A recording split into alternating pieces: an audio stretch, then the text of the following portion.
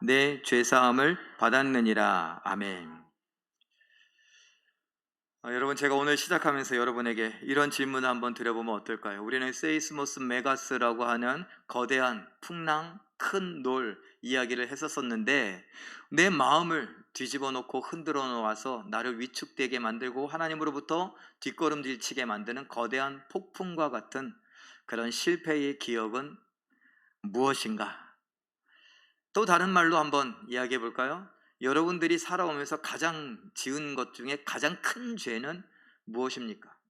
요거 참 말이 웃겨요. 저는 여러분에게 큰 죄, 작은 죄가 없다고 이야기했지만, 우리가 그걸 잘 인정을 하지 않으려고 하니까. 여러분, 인정하셔야 돼요. 사실은 큰 죄, 작은 죄가 있다 없다. 죄는 죄다. 죄는 죄예요. 우리끼리 이렇게 재고 도토리 키재듯이 그 큰 죄냐 작은 죄냐, 그런데 죄는 죄예요.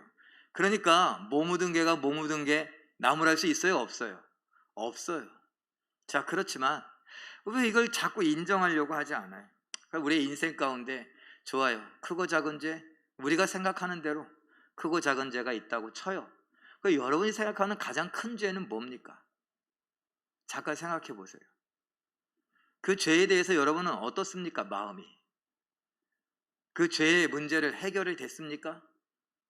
특별히 하나님 앞에서 말입니다.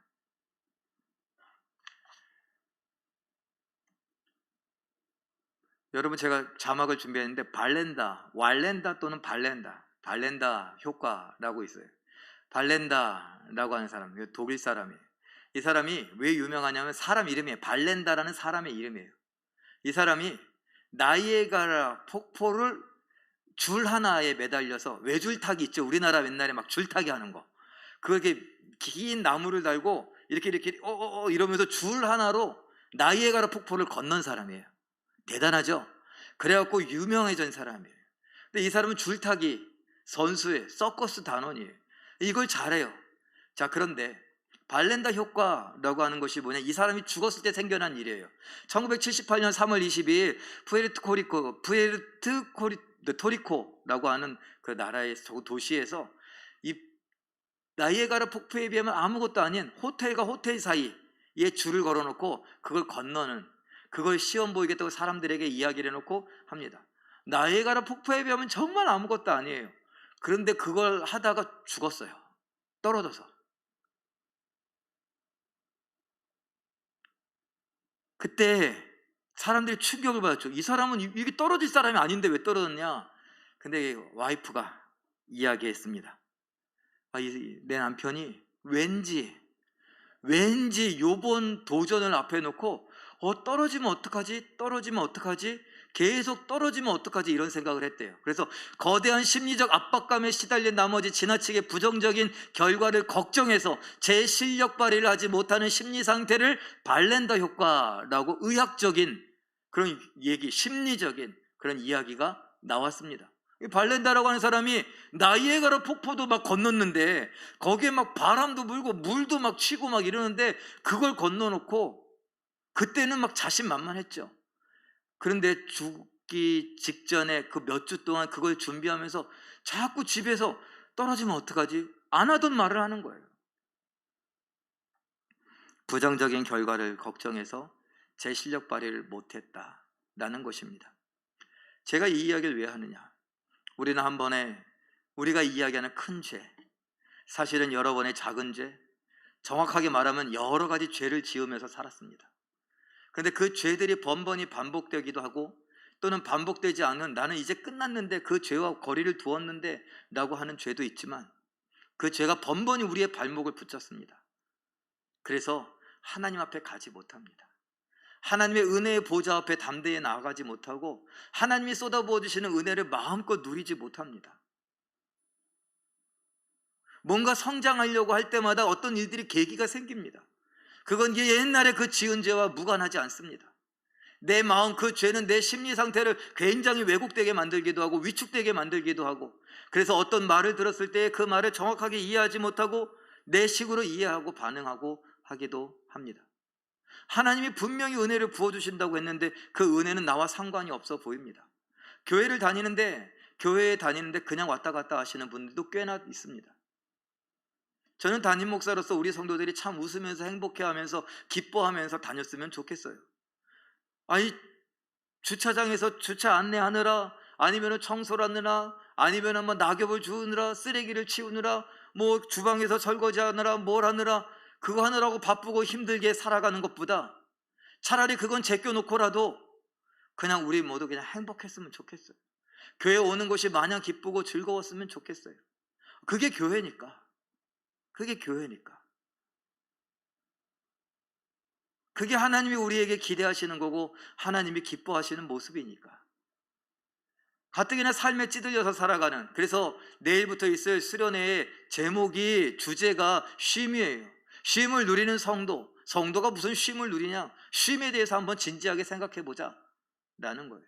삶에 찌들었어요.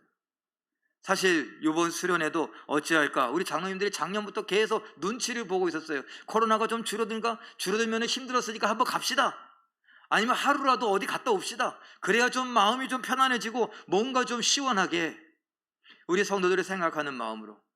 그래서 결단을 내리고 수련회 준비하고 있으니 또 막 갑자기 또 재확산한다고 그래갖고, 근데 또 물을 수도 있어요 사실. 근데 물르려니 그러다 보면은 못할 것 같아요. 그래서 그냥 한번 가봅시다. 뭐 지금 뭐 정부에서 뭐 그걸 가로막고 있는 것도 아니고, 이것 때문에 다른 뭐 많은 사람들에게 피해를 주고 뭐 이런 것보다 아니니까 그냥 한번 가봅시다. 왜요? 쉼을 누리고 기뻐하고 감사하고 즐거워하는 모습을 뭐 우리 안에 누리자고. 그런데 이 죄라고 하는 게 자꾸 우리 발목을 잡습니다. 여러분, 우리 모두 다 죄인이죠. 이사야 53장 6절 말씀을 우리 한번 자막을 보고 읽겠습니다. 현대인의 성경이 이렇게 번역하는데 읽어봅니다. 시작. 우리는 다 길 잃은 양처럼 각기 잘못된 길로 갔으나, 제각기 잘못된 길로 갔다. 그런데 뭐 했다고요? 길을 잃어버렸어요. 우리는 다 양 같아서 각기 제 길로 갔으나, 우리 개역개정판엔 그렇게 나와 있는데 현대인의 성경은 길을 잃은 양같이 각기 제 길로 갔다. 길을 왜 잃었을까요? 목자를 잃어버렸어요. 목자를 잃어버리니까 어디로 가야 될지 몰라서 양은 눈이 나빠요. 그래서 길을 보고 막 가는 것이 아니라 앞에 간신히 보이는 것만 보고 가는데, 그러다 보니까 어디로 갔는지 몰라요. 내 앞에 있어야 할 다른 놈 양 엉덩이가 보여야 되는데 그게 안 보여요. 그러니까 매매 하면서 여기저기 흩어진 거예요. 이걸 뭐라고 해요? 다 죄인이라는 거예요. 의인은 없나니 하나도 없도다. 다 죄인이다 그랬습니다. 우리는 다 죄인입니다. 크고 작은 그런 거 따지지 말고 우리는 다 죄인입니다. 그런데 이 죄인, 오늘 성경 말씀에 이 사람도 죄인이었습니다. 그런데 그 죄가 무엇인지 드러나지도 않았고 그 죄에 대해서 어떤 해결을 받는지 잘 모릅니다. 그렇듯 아무튼 자기만 알고 있었는지 친구들도 알고 있었는지 그 죄 때문에 병을 앓았습니다. 그런데 이 사람은 죄 때문에 병을 앓았다고 생각하지도 않았겠죠. 중풍병을 앓았습니다. 몸을 거동하기 힘듭니다. 자기가 가자 그랬는지 아니면 친구들이 가자 그랬는지, 어쨌건 친구들이 그 침상째 들고서 들 것에 들고 그 사람을 들고 왔습니다. 사람을 만나려고, 예수님을 만나려고 했는데 예수님을 만날 길이 없습니다. 너무 사람이 많은 거예요. 잠깐만 비켜주세요. 우리 이 사람 내 친구인데요. 내 친구가 이게 거동을 못해서. 그런 사람이 너무 많아요. 예수님 병 고친다고 하니까 정말 온갖 병을 갖고 있는 사람들이 다 찾아옵니다. 여러분 병원에 가보셨죠? 병원에 갔어요. 병원에 갔는데 내가 손목이 부러져 갖고 너무 아프다고 손목을 붙들고 갔습니다. 그런데 나 좀 빨리 봐달라고 너무 아프다고 하는데 그러게 되나요? 응급실엔 더 아픈 사람이 많아요. 막 교통사고가 나왔고 막 막 뼈마디 다 부러진 것처럼 막 보이고 피투성이에 막 난리 그런 난리가 없어요. 예수님 앞에도 그랬어요. 그러니까 좀 비켜주세요. 죄송합니다. 이런 상황이 아니라고요. 뭘 죄송해? 죄송하면 가만히 있어. 너만 급해? 우리도 급해. 다 그런 상황입니다. 그래서 이 친구들이 어떻게 했어요? 마가복음과 누가복음에 보니까 지붕 위에 올라가서 지붕을 뜯고 그 아래로, 예수님 있는데 그 아래로 내려버렸습니다. 사람들이 이거 뭐야? 막 위에서 막 먼지가 나고 소리가 나고, 그러니까 쳐다보고 있었는데 쳐다보고 있는 중에 갑자기 하늘이 열리더니 들것이 내려옵니다. 저건 뭐야? 어떤 사람들은 그랬겠죠. 저거 반칙 아니냐고. 우리식으로 말하면 줄 서지 않고 뭐 한 거예요? 세치게 한 거예요. 그런데 그 새치기 한 거, 그 사람이 내려왔습니다. 예수님은요, 지금 뭐만 내려왔어요? 사람들이 거기서 친구들이 들것을 내렸죠. 자기들은 그 다음에 뛰어내려왔어요? 아니, 아직도 저 위에 있어요. 예수님 앞에는요, 그 들것에 누워있는 친구만 내려왔어요. 예수님이 저들의 믿음을 보시고 말씀하십니다. 내 죄사함을 받았느니라. 여기서 깔끔하게 죄사하고 뭐 이런 게 아니라 무슨 죄사함이에요. 지금 중풍병자니까 뭐가, 이 사람의 뼈마디가 다시 부드러워져서 힘을 얻어서 일어나 걸을 수 있게 해줘야죠. 근데 죄사함을 얻었느니라 이러니까 웬걸요, 죄사함을 받았는데 병이 나았어요. 그래서 그 들것을 들고 나갑니다.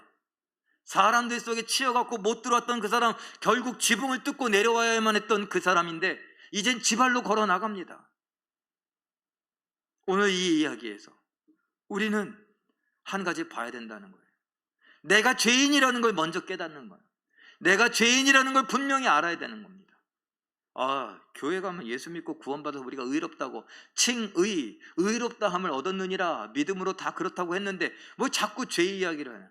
아니에요. 우리가 잊어버리면 안 된다는 거예요. 위축될 필요는 없어요. 그러나 내가 죄인이었다는 걸 기억하는 거고, 나는 오늘도 실수하는 죄인이라는 걸 기억해야 돼요. 그 다음엔요, 나는 예수 그리스도의 피로, 예수 그리스도의 십자가로 구원받은 것에 대한 확신을 가져야죠. 이런 단계들이 있어야 돼요. 만약에 내가 죄인이라는 걸 인정하지 않거나 죄인이라는 걸 생각하지 않고 살아간다면 우리는 기고만장해서, 교만해도 이렇게 교만할 수가 없어요. 죄송해요.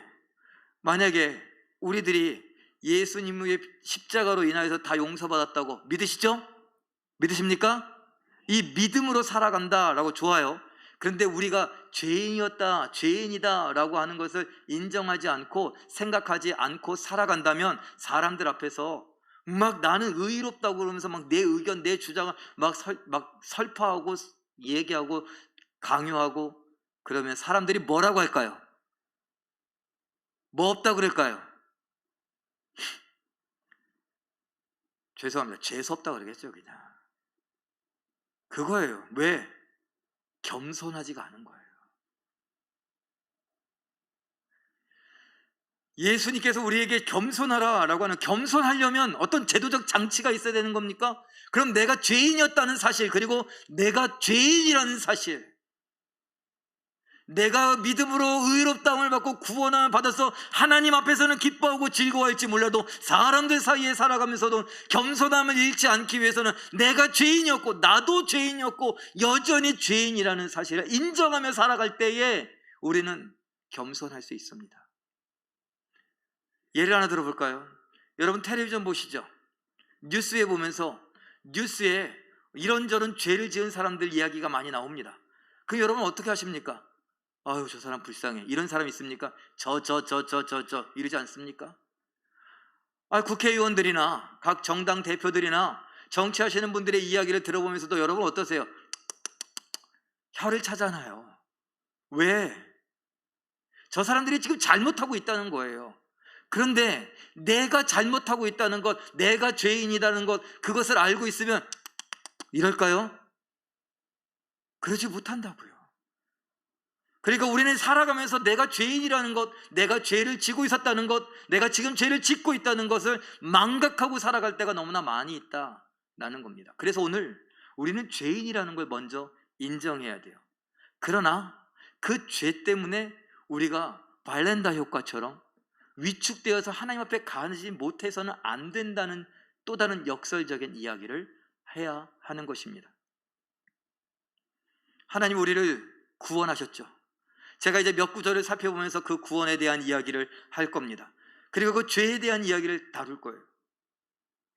여러분 잘 기억하시며 하나하나 따라가면서 하나님이 나를 구원하신 것에 대한 이야기를 잠깐 다시 한번 생각해 보시고, 사람들 앞에서는 겸손하기 위하여서라도 내가 죄인인 걸 기억해내고, 하나님 앞에서는 내가 하나님의 사랑받는 자녀로 의롭다함을 받은 것을, 더 이상 하나님 앞에서는 죄인이 아니라는 것을 기억하며 하나님의 은혜의 보좌 앞에 담대히 나아가서 하나님의 사랑을 듬뿍 받아 누리는 우리 모두가 되시길 예수님의 이름으로 축원합니다.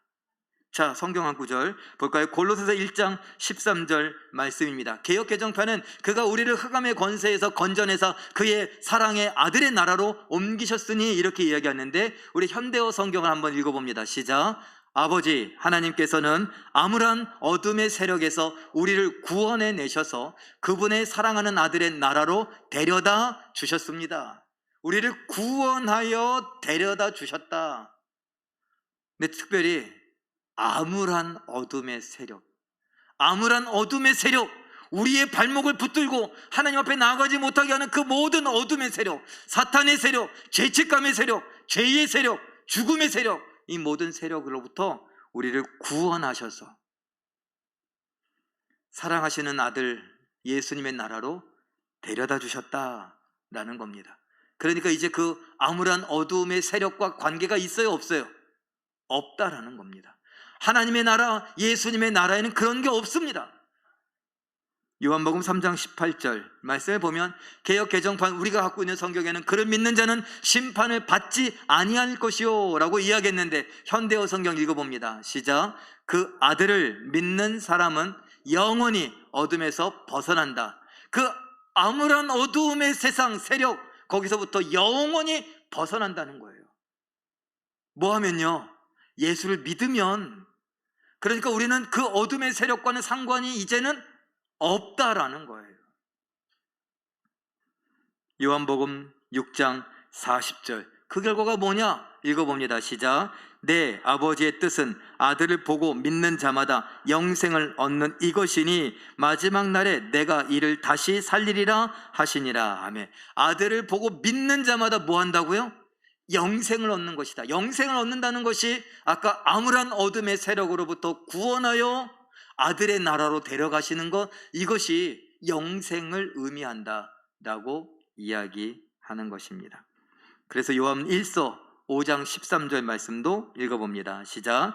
내가 하나님의 아들의 이름을 믿는 너희에게 이것을 쓰는 것은 너희로 하여금 너희에게 영생이 있음을 알게 하려 함이라. 사랑의 사도라고 하는 요한이, 사도 요한이 이 요한 1서를 기록하는 이유가 뭐냐? 너희로 하여금, 우리로 하여금 영생이 우리에게 있다는 것을 알게 하려고 이 성경을 쓴다 라는 것입니다. 우리에게 영생이 있습니다. 영생이 있으려면 뭐가 없어야 돼요? 죄가 없어야 돼요. 영생을 누리려면 우리는 뭐 해야 돼요? 의인이어야 돼요? 죄인이어야 돼요? 의인이어야 돼요. 죄인으로서는 영생을 얻을 수가 없습니다. 죄인으로서는 하나님의 나라, 예수님의 나라에 들어갈 수가 없습니다. 죄인으로서는 구원받을 수가 없습니다. 그럼 무엇이냐? 결국 우리는 의인이라는 말이에요. 하나님의 나라에 데려다 주셨다, 예수님의 나라에 데려다 주셨다, 우리를 구원하셨다, 우리에게 영생이 있음을 알려주신다. 이 모든 것이 무엇이냐? 우리는 의인이다 라는 것입니다. 그래서 요한 1서 4장 18절과 같이 읽을 수 있어요. 현대인의 성경인데 읽어봅니다. 시작. 사랑에는 두려움이 없습니다.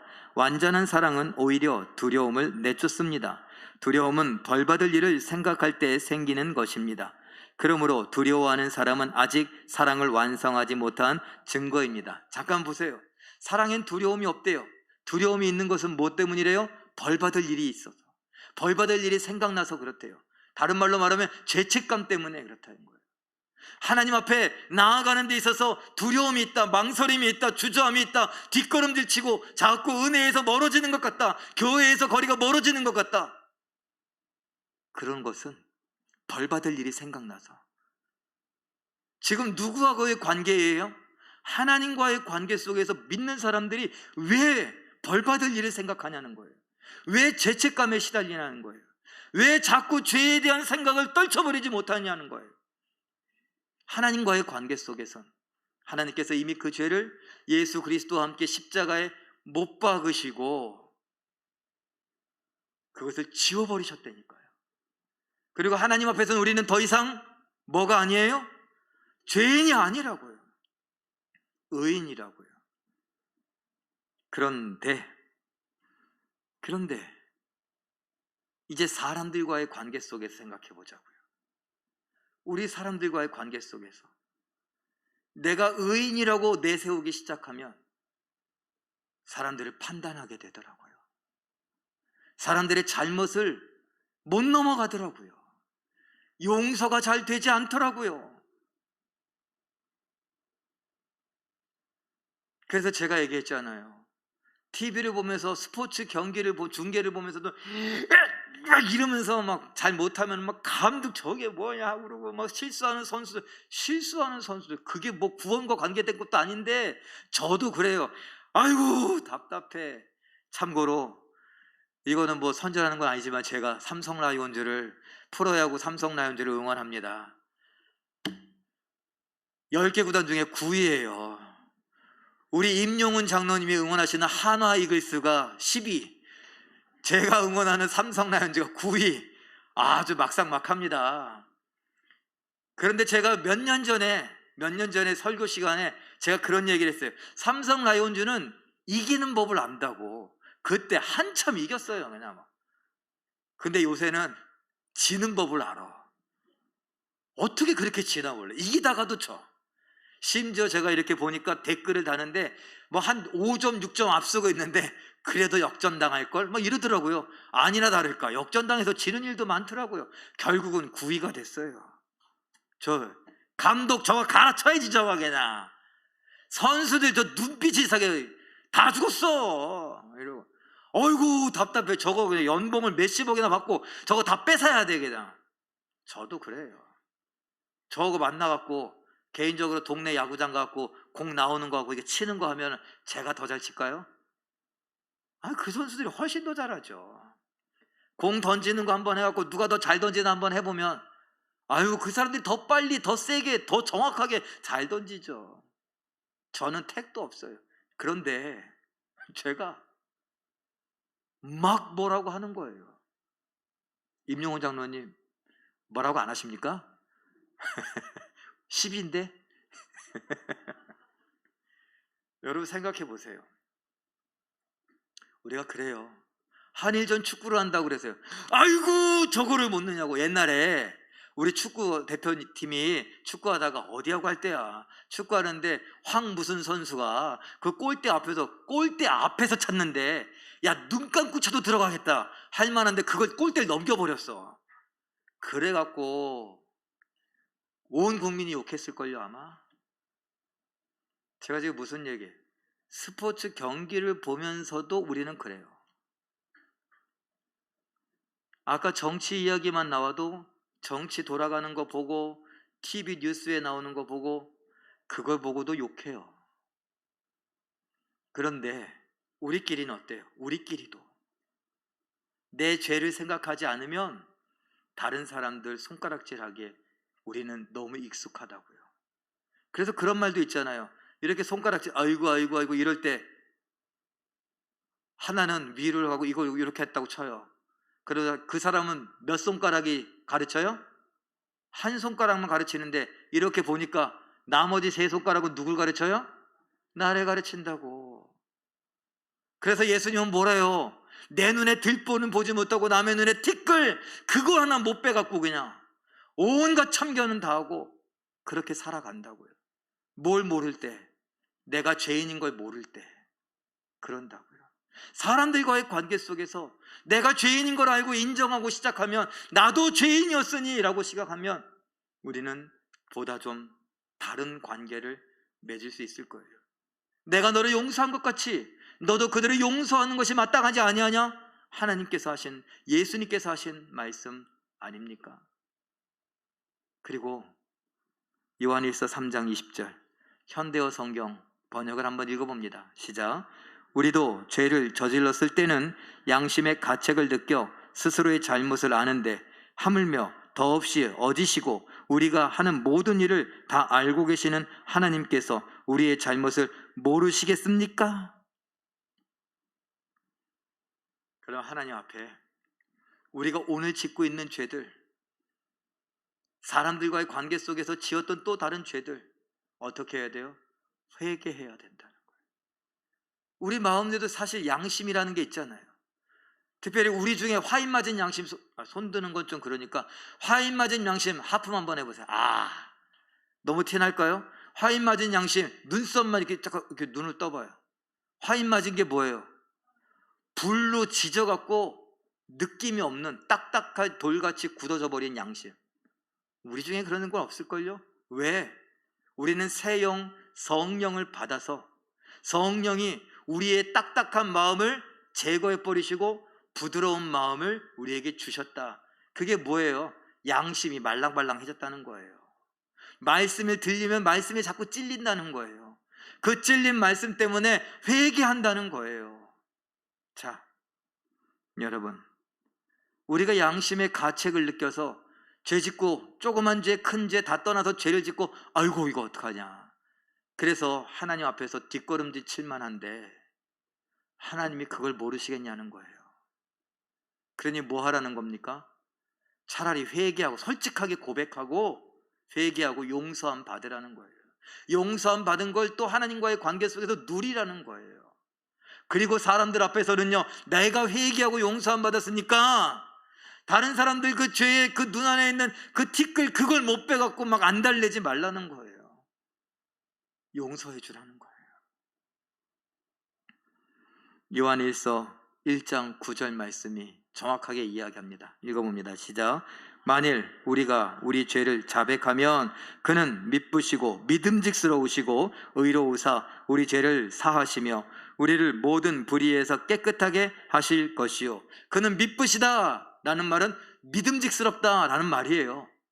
믿음직스러우셔서, 그 믿음직스러운 게 뭐가 믿음직스럽냐? 두 가지로 생각하면 돼요. 왔다 갔다 하지 않는다는 거예요. 기분 좋으면 용서해주고 기분 나쁘면 용서 안 해주고, 이게 아니라는 거예요. 오늘은 잘못하면 용서 못 받는 거 아니야? 이런 게 아니라는 거예요. 회개하면 용서 받는다. 이게 믿음직스러운 거예요. 그 다음에 또 믿음직스럽다? 야야야, 쟤 나한테 와서 회개했는데 너 이거 몰랐지? 그랬어요? 뭐예요? 소문내지 않는다고요. 하나님께서. 유광진이 하나님 앞에 회개했는데 오늘 기도한 임소미 집사님한테 야 소미야 야 광진이 이거 아무것도 아니냐고, 그거 나한테 이런 회개하더라, 너 그거 알고 있었어?